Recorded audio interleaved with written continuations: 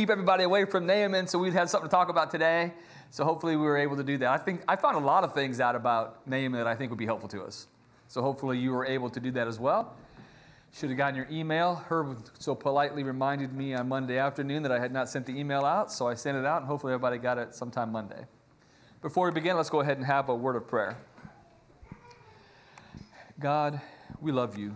We know that you're amazing and that you're great and you're holy and powerful and strong, but so gentle and kind with us. We are grateful for that. As we look at these stories in your word, we see so many great lessons that we can learn from other people's lives, things that we can emulate, things that we can avoid.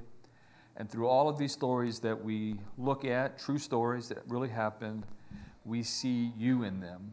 And that's probably the most important thing at all. So we're grateful that as we study these stories, we can see how you interact with people, how people pleased you or how people did not please you, and what was done about that. We're just so grateful for your word and the chance that we have to be together tonight with our brothers and sisters and look at it. And we just pray that you'll give us open hearts and open minds as we study your word together this evening. Through Jesus we pray. Amen.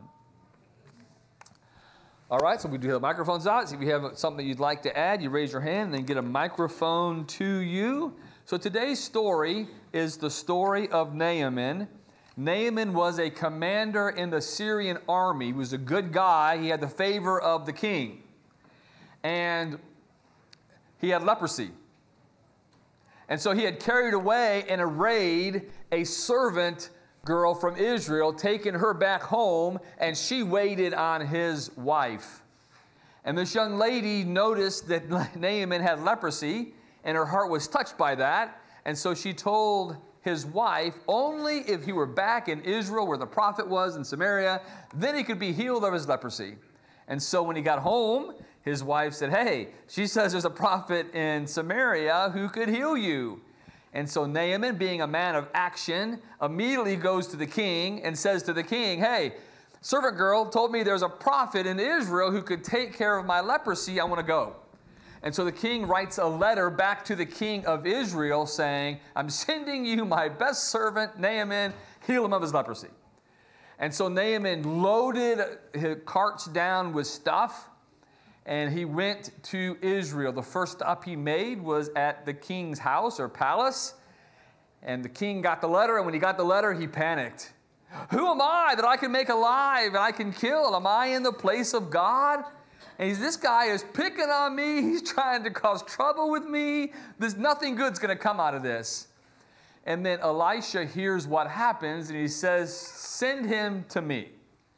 And so Naaman comes to Elisha to be healed, but Elisha doesn't even come out to meet him in person, tells him to go dip in the Jordan River 7 times. Naaman is furious.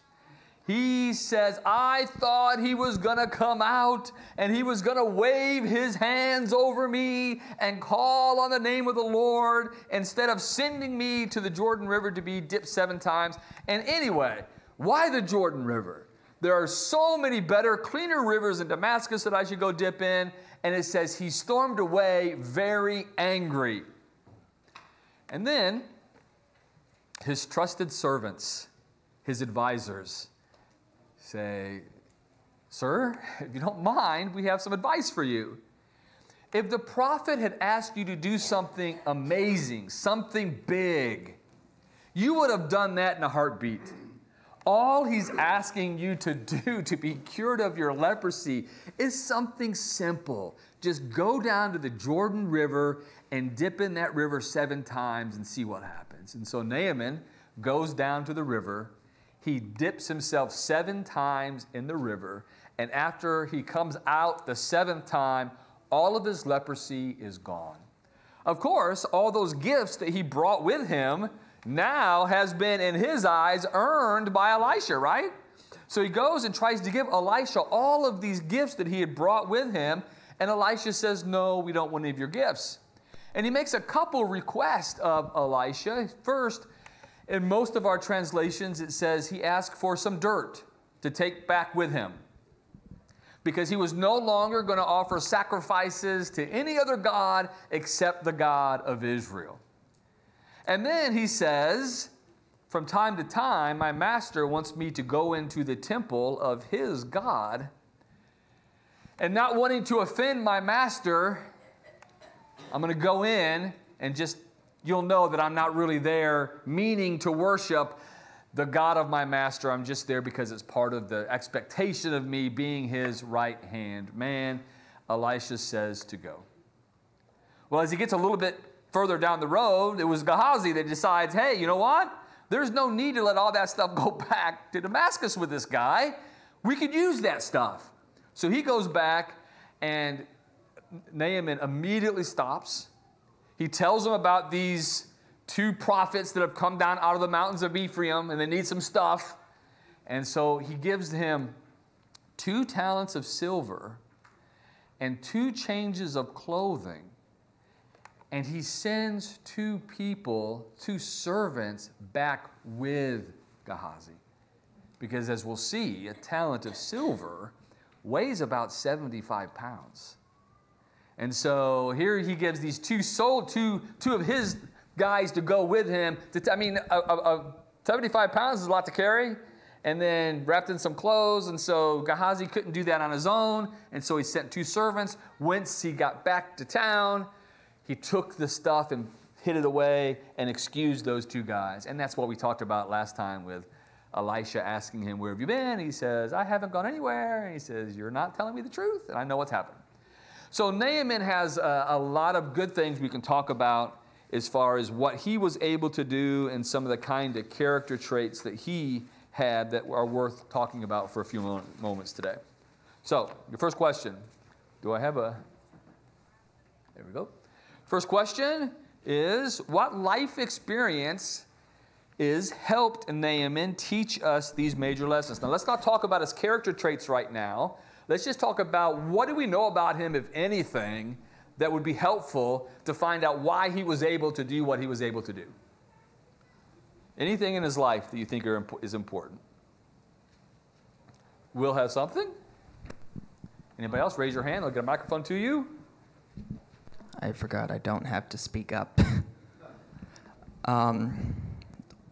One thing that popped into my mind, being a main servant to Elisha, you'd think being a servant and becoming that, you'd see how Elisha does his job as God's main prophet, and so he could have emulated some of those tactics on his own in a way whenever Elisha wasn't there. So Gehazi should have learned those lessons from being around Elisha. As far as Naaman goes, we don't know that he ever met Elisha until this particular moment. But yeah, Gehazi should have learned. I'm thinking about someone else then. Never mind, that was invalid. Yeah, Gehazi, that's true about Gehazi. He was a servant of Elisha. He should have picked some things up and not have been so covetous and wanting those things. What about Naaman? Let's just talk a little bit about him being a commander in the Syrian army. What would that have done? How would that have helped him in these type of situations? All right, Bonnie has something.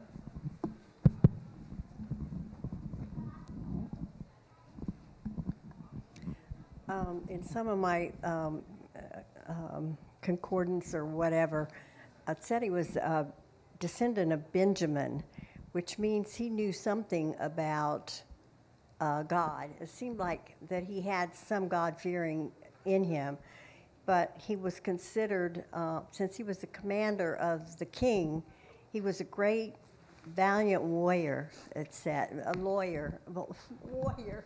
I'm sorry, my tongue is around my eye tooth and I couldn't see what I was saying.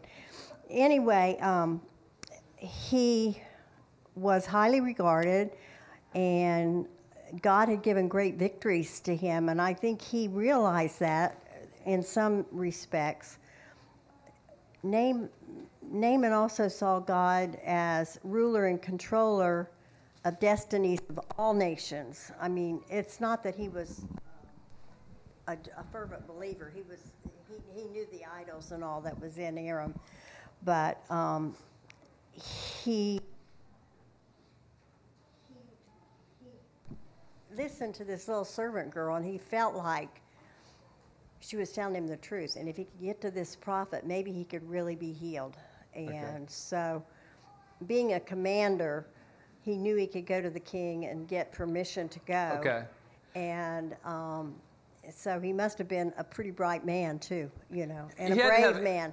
You don't become a commander basically second to the king and going out and fighting all these battles unless you've worked your way up and you're proving yourself. So he had proven himself as somebody who could do the work that the king needed him to do.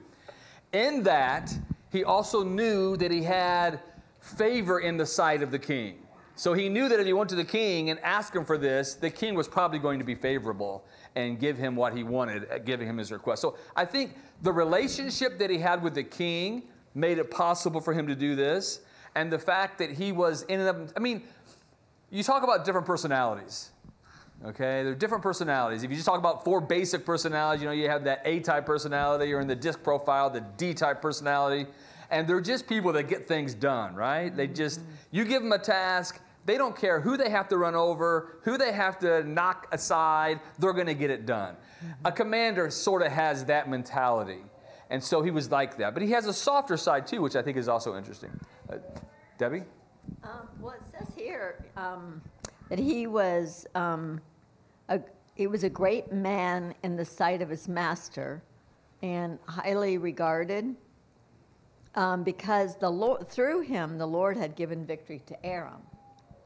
So, yes. So he recognized that he had been given victory through the Lord. Yeah, it was a true statement. How much of that he was aware of, it's sort of hard to gather exactly how much he knew that this was being as a result of Jehovah, the God of the Israelites was allowing me to do this. I don't know how much he knew about that. The other thing I was going to say is when he was told what to do, let's see. Oh, he said, I think it's just funny that he said that I expected this guy to come out to me. So he's a man of respect, and he knows the kind of respect and honor and, I don't know. He's used to that, right? Yes, if I show up, and if I just tell them that Naaman's here, they ought to be running out here to talk to me, right? Because I'm important. And so there is a sense of that based on who he was all these years, that would have been a fairly reasonable expectation. You take somebody who is the president's right-hand man, the chief of staff. He probably gets used to the idea that when he's on the phone, people answer that phone. If he says, I want a meeting with you, they give him a meeting. And so I think that's an important part of this. Look at the history between Syria and the Israelites. It goes way back. We don't have time to talk about all of it. But if you remember when Asa was king, that he had great victory over the Ethiopians. It was 1 million Ethiopians, 500,000 people from Judah, and God gave him great victory. Later on in his reign, the king of Israel, Baasha, had come down and he started building some cities at the border with the whole hopes that nobody from Israel would come down to Jerusalem. That was one of the big hang-ups of the kings of Israel from the very beginning, right? That's why Jeroboam built the 2 golden calves, right? One in the northern and one in the southern part, because he didn't want the people coming down to Jerusalem because he thought they might come down here, and if the Lord's blessing them, they're going to stay down there, and we're not going to have anybody. So he's building these cities, and Asa makes the mistake of going to the king of Syria for help. And see, the king of Syria had an arrangement with Baasha. But I guess Asa gave more money, and he said, okay, I'm your guy now. And so he sends messages to Israel that he's coming, and so they stop building those cities. And God tells Asa through a prophet that if you had just trusted me instead of trusting the king of Syria, I would have delivered not only Israel into your hands, but I would have delivered Syria into your hands. You blew it. You let Syria escape from your hands. And then there's those 2 battles they have with Ahab. First of all, Ahab, Ben-Hadad gets all these kings together, there's bunches of kings, and they send message down to Israel saying, we want your best stuff. I want your best wives, I want your best kids, I just want the good stuff. And he agrees to do that, Ahab does. And then the king comes back and says, all right, you've given me your best wives, you've given me your best children, you're giving me what you say is the best, but now I'm going to send some of my guys to you, and they're going to walk through all your houses, and they're going to take anything that they want. And so Ahab goes to the leaders of Israel and says, this guy's picking on me. He's trying to cause trouble. What should I do? They say, absolutely do not give in to this. I mean, this is not a winning strategy for us to let him come down and take everything that we have, anything that they want. And so God tells them, I'm going to deliver them into your hands. So he delivers Ben-Hadad into the hands of Ahab. Well, the Ben-Hadad's servants tell him, hey, it's only because their God is the God of the hills. Our God is the God of the plains. You remember? So the next spring, they come and fight again. This time they fight in the plains. And of course, God has total victory over the Syrians. And it gets to a point where Ben-Hadad has to take off on an animal to get out of there because his life is in danger. And so they tell him, his servants tell him, Ben-Hadad, hey, we know that the kings of Israel are merciful. They have a kind heart. And so if you just go beg for mercy, he'll give you mercy. And they ask him about that. He goes, oh, Ben-Hadad, he's my brother. Send him over here.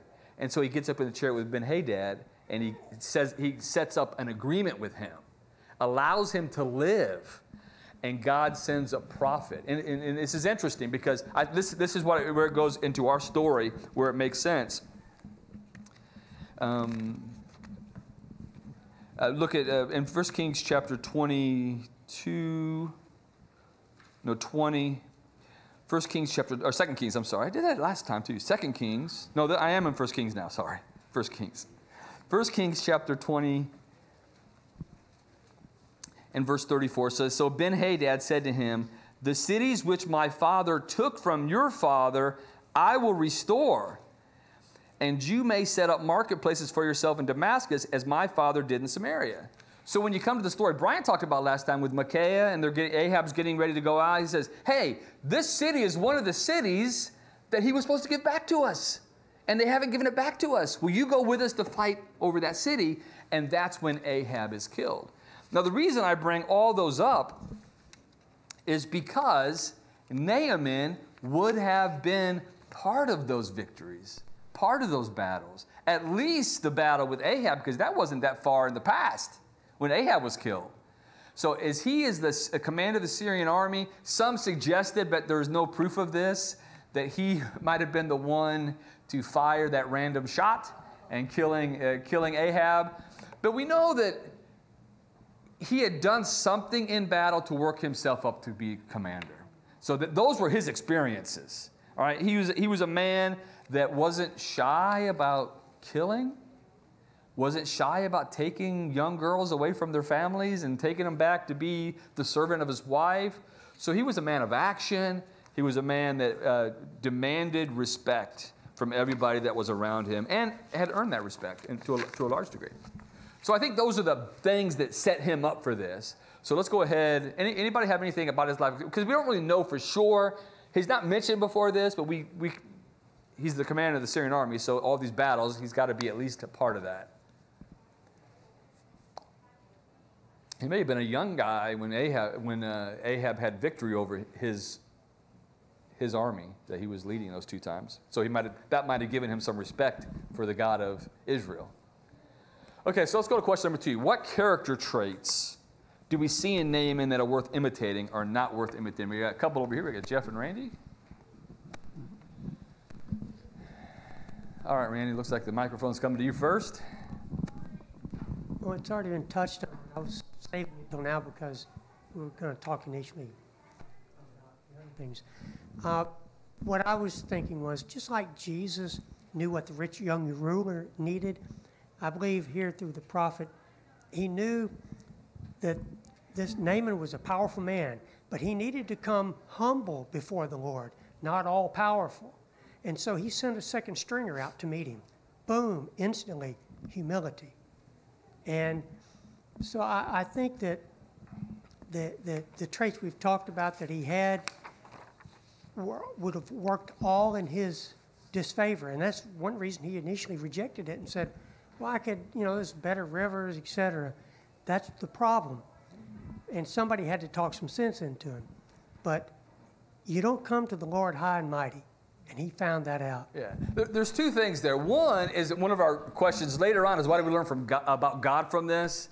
And one of the things that we learn, hey, God is not going to allow somebody to come arrogantly and demand or think they deserve some kind of special treatment from one of his prophets.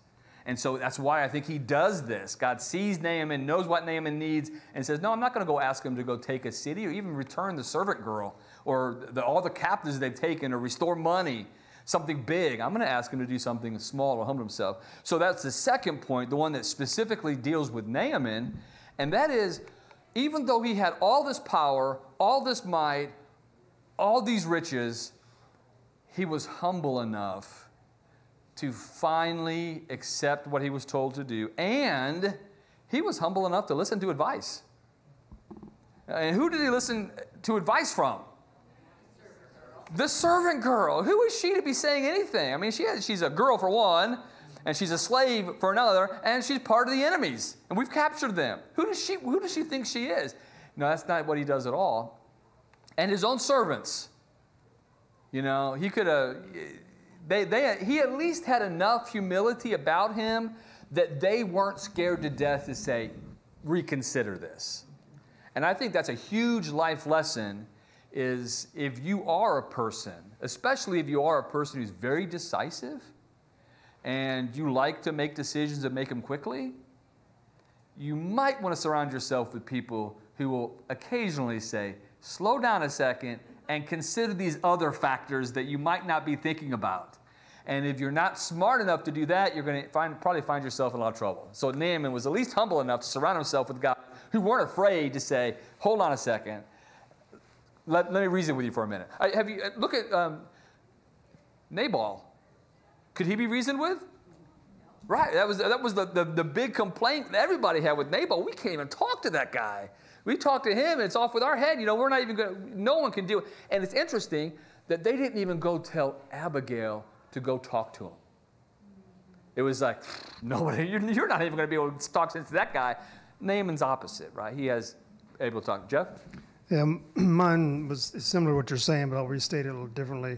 I think Naaman was open to reason. When his servants came to him and just kind of told him, you know, look, yeah, he could have done some great and wonderful things. Or, you know, if he would have told you to do some great and wonderful thing, you would have done it. But he's telling you to do something simple. Just go do it. And we can find ourselves in that same position. If we're struggling with something and praying to God to solve a problem, we maybe want some great solution, and we need to be humble enough to take the simple solution that God may provide. Okay. We may think it's inadequate. It's like, well, that's not a solution. Well, maybe it is. You know, yeah. Like, you know, maybe it's just, you know, if you're having some conflict with someone, maybe it's just, you know, go try to mend fences or be more humble to that person or something like that. So we just need to be open-minded, I guess is what I'm trying to say, to reason and to accepting small solutions from God. Okay. He was reasonable. He accepted small solutions. He listened to other people who actually could reason with him. He was somebody that wasn't so stuck in his ways that you can't even talk to him. He was very reasonable. Jay? It's kind of like what you were saying earlier, how he was a man of action. He didn't hesitate. Once the servant girl kind of spoke up and gave her idea, he immediately went to the king. And then once he got permission, he immediately went all the way to the enemy lands just on the word of a servant girl, like you said. He was decisive. Yeah, absolutely. And a lot of these guys we're finding out, they're thoughtful and decisive both at the same time. They think things out before they act. And I think he's sort of, smart enough to go to the king. He knew who he needed to go to. They take the gifts. How many guys have we seen take gifts with them, in order to appease people? And he does that. It's an important part of that. So he was a man of action. I have down there, he was honorable in the eyes of his master. He was a good worker and could be trusted. And there's a lot for us to learn there, right? Because we need to be honorable people in the eyes of our bosses. And we need to perform our duties the way that our bosses want us to perform when they're not around. There's a lot of passages in the Bible about that. Colossians chapter 3 says, bondservants, obey all things, in all things your master according to the flesh, not with eye service as men pleasers, but in sincerity of heart, fearing God. And so that is what we should do. Proverbs 13:4 says, the soul of a lazy man desires and has nothing, but the soul of the diligent shall be rich. And all labor there is profit, but idle chatter leads only to poverty. And one point that I want to make there is there are certain laws that God puts in place, just like everybody's affected by gravity, right? Everybody's affected by these laws of nature.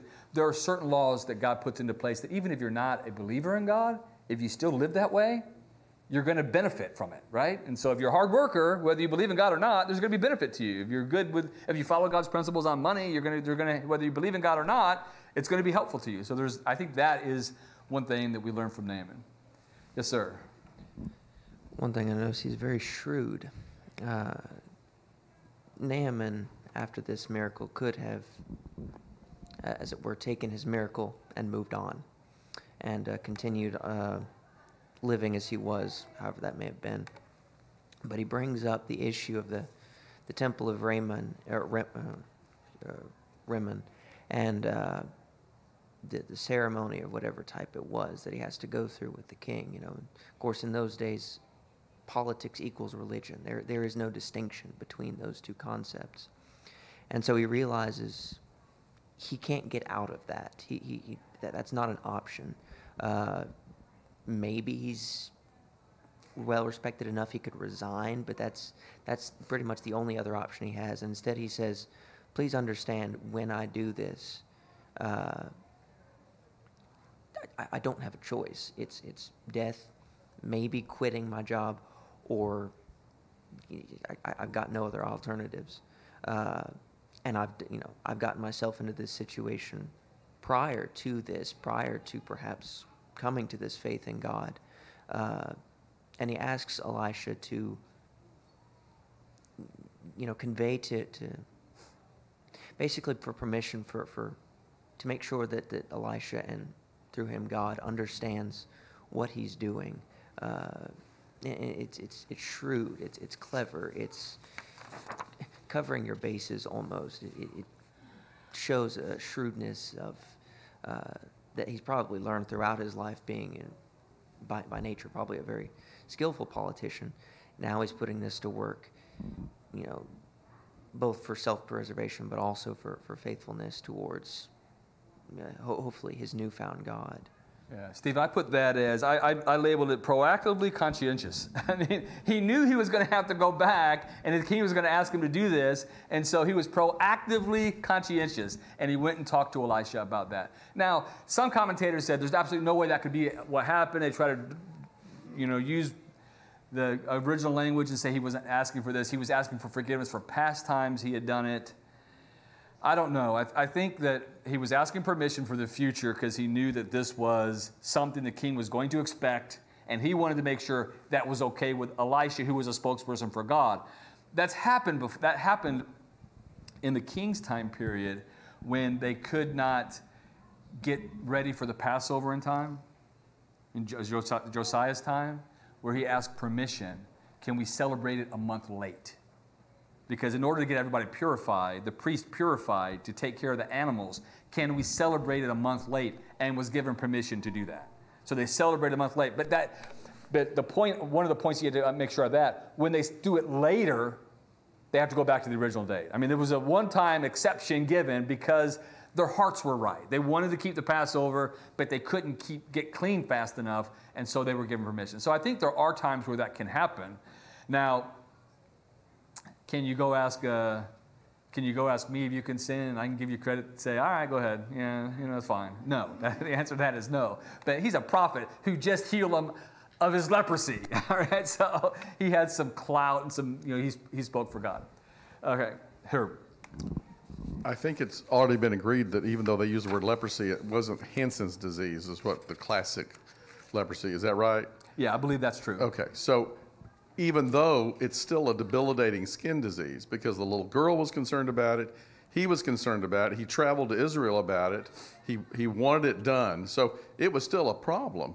Yet he had lived his life with it and was still a successful commander. He was obedient to the king. He was a valiant man. So he didn't let his leprosy or skin disease, whatever it was, to interfere with his service to the king and to what he was doing. Yeah, good point. I didn't get that one. Good. I think that's a good one that you brought up there. I was thinking, I have on my list, even a lesson that we can learn is, even though we might have riches and fame and all that good stuff, that doesn't protect us from just the normal things of life, right? Sometimes you get sick. Sometimes bad things happen. No matter how much money you have, no matter how much power you have, no matter how much prestige you have, that's just the way it works. So very good. If I was going to preach a lesson on this, and I was going to have to tie it in, alignment, right, to what we're doing, I probably would have spent some time talking about a mighty man of valor. I was shocked. I searched that phrase in the Bible and how often that phrase came up. Mighty man of valor, or mighty men of valor. It's spoken of in reference to Gideon. The angel of the Lord says to him, calls him a mighty man of valor. David, remember when Saul is needing somebody to come play the harp for him? Well, here's what somebody says about David. Look, I have seen a son of Jesse, the Bethlehemite, who was skillful in playing a mighty man of valor, a man of war, prudent in speech, and a handsome person, and the Lord is with him. Sort of familiar with Naaman, right? Not a handsome fella, but he's a mighty man of valor. The Lord is with him. The Lord's giving him all these victories. In 1 Kings chapter 11, remember Jeroboam worked for Solomon before the nation split, and Solomon knew that he was a mighty man of valor. And so he promoted him and gave him a very high position in the army. In 2 Chronicles chapter 32, it says, now because of this, King Hezekiah and the prophet Isaiah, the son of Amos, prayed and cried out to heaven. The angel of the Lord, this is Sennacherib surrounding Jerusalem, the angel of the Lord who cut down every mighty man of valor in the Sennacherib's army, right? And he had to go back, and he was killed at home by his own sons as he's worshiping his God. So mighty men of valor, these are just strong, brave, courageous men. You know, the men who are toxic in today's environment. Right? These are just guys that acted like men. And if you need somebody to protect, we'll protect. You need somebody to fight, we'll fight. And that's what he was known as. He was humble enough to listen to other people. Ultimately, he was completely obedient. And I think that's an important lesson. When it came right down to it, when he was reasoned with, as Jeff pointed out, he says, okay, I'm going to do it. When he goes into the river, even though it's still a nasty river to him, he dipped 7 times, right? Dips in it 7 times, just like he was supposed to. He was generous, right? The gifts he brought were significant. Like I said, a talent of silver. And these weight measurements are so difficult to... what I read was it was about 75 pounds. So 10 of those. 750 pounds of silver he brought with him. And then the gold would have equaled about 150 pounds of gold, because there were 300 shekels in a talent. So, and then 10 changes of garments. And when Gehazi came to him and told him about these alleged prophets that came down off the mountains, he gives them a lot for 2 guys, right? He gives them 150 pounds of silver and 2 sets of clothes, and he was glad to do it. I mean, so I think not only was he generous, he was grateful for how he was treated, and I think that's an important element of it. All right, so let's go to the next question, and that is, what practical lessons can we take away from this? All right, I'm going to take an easy one if you guys aren't going to raise your hands. All right, Randy has one. I might take one anyway, Randy, and hopefully this isn't yours. I want to go back to this idea of obedience, because one of the biggest mistakes that so many people make in understanding Scripture is to say grace and obedience don't go together, right? If you obey, you're earning something. And so in order to something to be a gift from God, then by definition in their minds, there can be absolutely no requirements to get it. I think Naaman is a great illustration to show. You have somebody, was Naaman saved? How many think Naaman was saved by God's grace? It was a free gift, right? He didn't deserve it. He tried to pay for it and was told, you can't buy this. So I think that's a huge point, a good story to say, you know what? Obedience and grace actually go together. Here's a story that shows us how it goes together. Randy? Yeah, I was just going to say that obeying God always works out. And, you know, he initially was reluctant, but, you know, wisdom was given to him. He responded and found out, yep, I need to obey the Lord. And he learned that and carried it on from there. That's great. Yeah, he learned total obedience. That's a lesson we can learn. Another thing that I think is important is you can't decide how you're going to be cleansed by God. That's not your choice, how you're going to be saved. And I think that's a huge lesson as well. Because what does he say? Hey, my preconceived ideas about this was that the prophet was going to come out, call upon the name of his God, and wave his hands over me, and I was going to be healed. That's not how God chose to do it. So if he wanted the salvation, the cleansing from his leprosy, he had to do what God told him to do. And I think that's another very important, Naaman shows us a lot of things.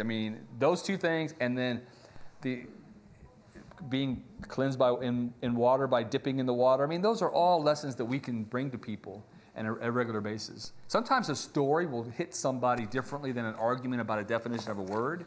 And here's a story how grace and obedience goes together. Bobby. Yeah, I was going to say what you just kind of said, that you can, I think that you got to do what God puts before you no matter what, and that might be in a circumstance that you didn't expect. It might not be so grand. It might be very humbling.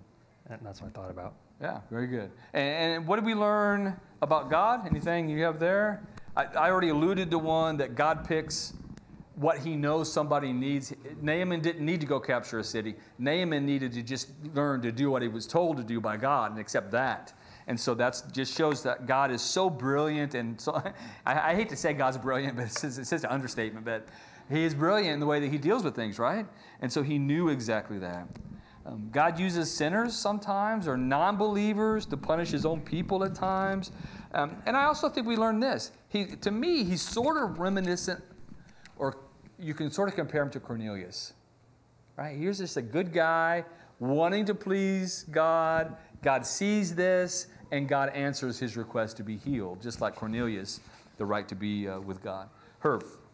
Well, you just almost said it, but God uses all kinds of people. It doesn't matter about their age. The little girl, doesn't matter their gender, the little girl. Doesn't matter about where they're from, their race, their nationality. If we're willing to be useful in God's service, he'll use us. And let's be patient, and he'll use us. Very good. And then you guys both last time started talking about the servant girl, and there's a huge lesson with this servant girl, right? Because here you have a girl. I could think of 1,000 reasons why I wouldn't tell Naaman that there's a prophet in Israel who could heal him. Right? I could just see myself, I'm glad he has leprosy, right? Taking me away from my mom and dad. Just let him suffer. He deserves to suffer. I'm suffering. He should suffer.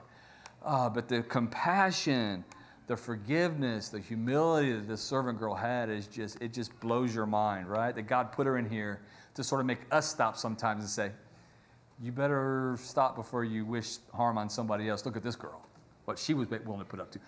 Daniel's the same way, right? Joseph's the same way. These people, you would think that they would say, I'm not going to interpret your dream. Forget it. Let me go back home. I'll interpret your dream if you let me and my buddies go home. Yeah, they don't do things like that. Emery? So Naaman, he must have, before he went, knew something about God, and that God was somehow connected to Israel. Because after, when he was cleansed, he didn't give the credit to Elisha. He gave it to God. There is no other God in all the earth but in Israel. Yeah, very good. And we don't know exactly how he knew all that leading into it, but he had to know something. Like I said, it could have been the stories of those two defeats, the one in the mountain and the one in the plains. And everybody was saying, your God's the God. And he had victory both places. He might have known that. And one last thing that I'll put in here is how discouraging and frustrating it is when you just look at the king of Israel's response. If this is Jehoram, the same king that was given Moab with the ditches of water, right? And you would think that he would at least, all right, I know what that guy can do. Or later on, he's the guy that calls back Gehazi and says, tell me all the good things about Elisha. You would think, instead of taking this letter and crying, oh, this is the worst thing ever in the whole world, he would have had more faith. But I'll have to be honest with you. Sometimes when bad things happen, to me, you might be the same way. Sometimes you go to worst case scenario. Oh, this is awful. This is terrible. All this good stuff. And we don't take the time to think, well, all right, maybe it's not pleasant, but maybe God can see us through this difficult thing.